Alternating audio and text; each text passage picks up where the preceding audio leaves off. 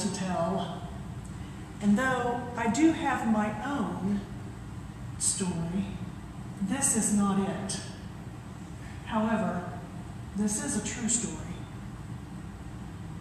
Once upon a time, in a small neighborhood surrounding a little church, there lived a monster in a house that backed up to the church property. The monster had a family upon whom he frequently delivered much hurt, pain, control, and abuse. Of all the members of this family, there was one child in particular upon whom the monster focused most of his aggression.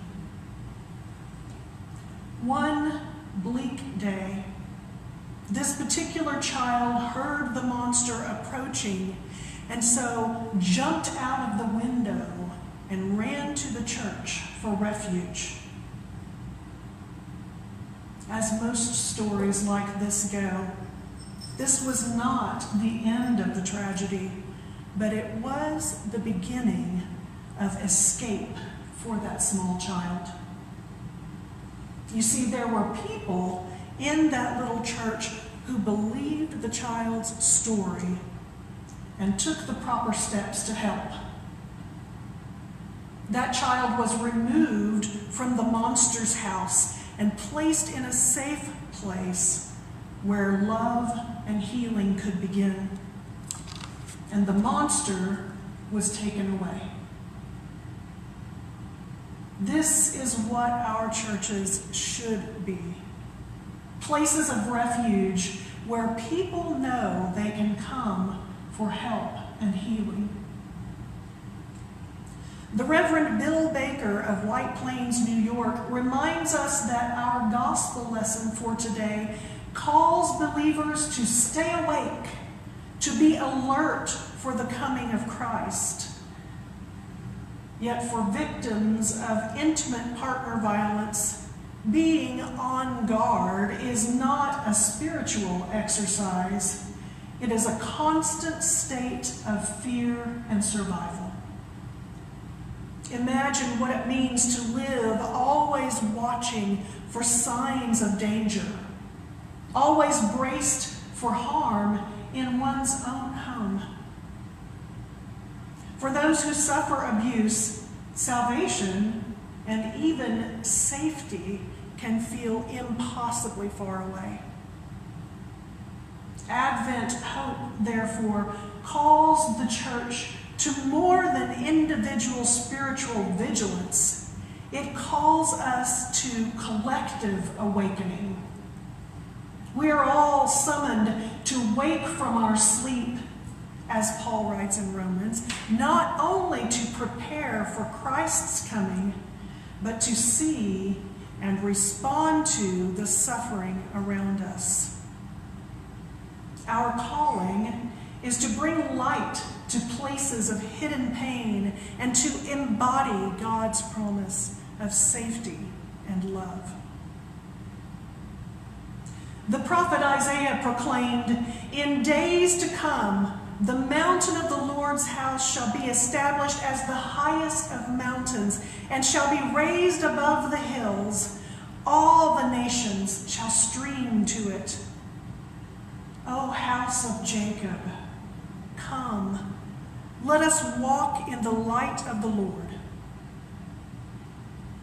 The Reverend Baker spoke about Isaiah's vision of peace as not just about nations laying down weapons.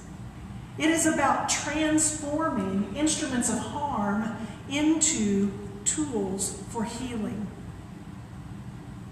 For survivors of abuse, this prophetic image speaks directly to their reality. Homes meant to nurture have become battlefields. Words meant to bless have been used to wound. As followers of Christ, we are called to help reforge our communities into places of safety. This means building systems of accountability offering refuge and resources, and naming abuse for what it is, a violation of God's will and human dignity.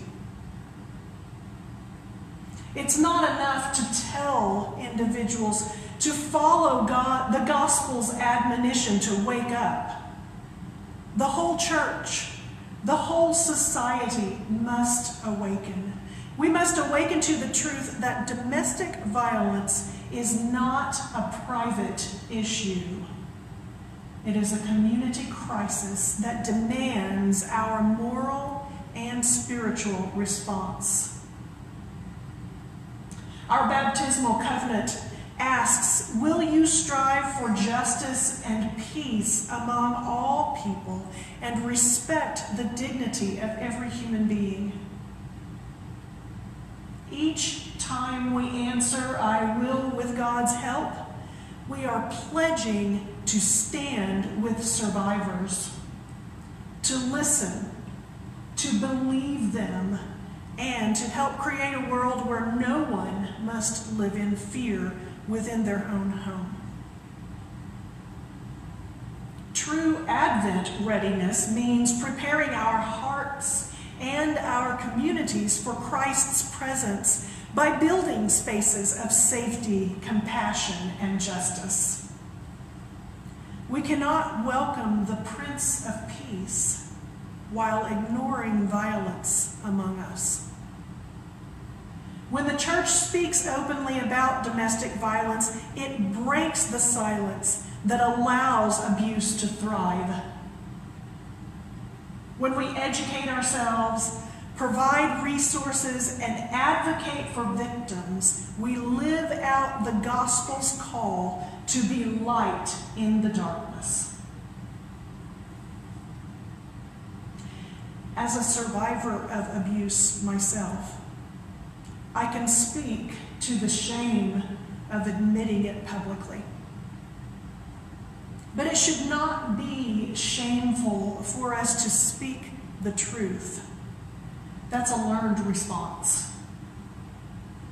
Instead, as the church, it is part of our responsibility to speak openly about domestic violence in sermons, in prayers, and conversations, to ensure confidentiality and safety for anyone disclosing abuse, to train ourselves to recognize signs of abuse and respond with compassion and knowledge, to pray for survivors and for the transformation of hearts that perpetuate violence.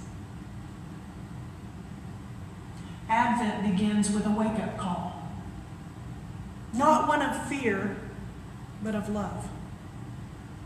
May we stay awake not only for Christ's coming, but for our neighbors who need to know that God's love is stronger than violence, and that the church will stand with them until they are safe, healed, and free.